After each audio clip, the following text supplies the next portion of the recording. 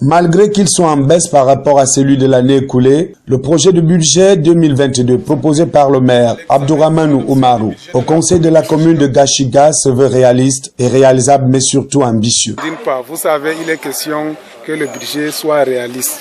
Ce budget a connu une baisse du fait que l'an dernier, quand on élaborait le budget, en cette période, on avait à peu près au titre des crédits transférés une enveloppe de 526 millions. Par contre, cette année, nous avons reçu au titre des crédits transférés une enveloppe de 389 millions, d'où cette baisse qui tourne autour de 140 millions.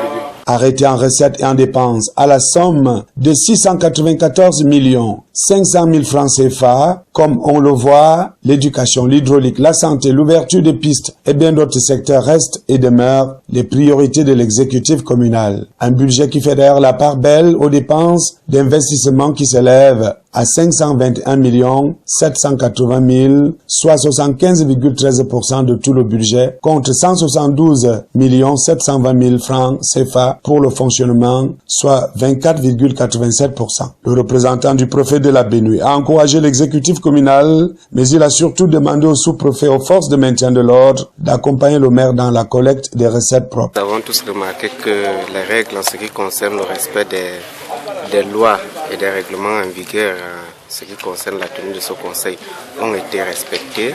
Compte tenu des difficultés qui font en sorte que ce budget ne puisse pas augmenter, notamment en ce qui concerne le recouvrement des recettes, nous avons donné une recommandation forte à M. le sous-préfet et aux forces de maintien de l'ordre d'accompagner sans relâche la commune de Gashigao dans le recouvrement des recettes communales. La commune de Gashiga ne voudrait pas rester en marge du grand événement sportif qui démarre le 9 janvier 2022 au Cameroun.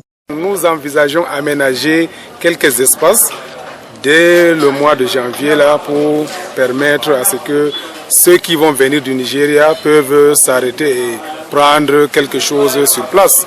C'est dans ce sens que nous voulons aussi marquer de notre point cette CAN qui va se dérouler dans la ville de Gao. Vivement que le gouvernement accorde finalement les 15% du budget de l'État qu'il a décidé lui-même de verser aux communes pour permettre à celles-ci de se développer.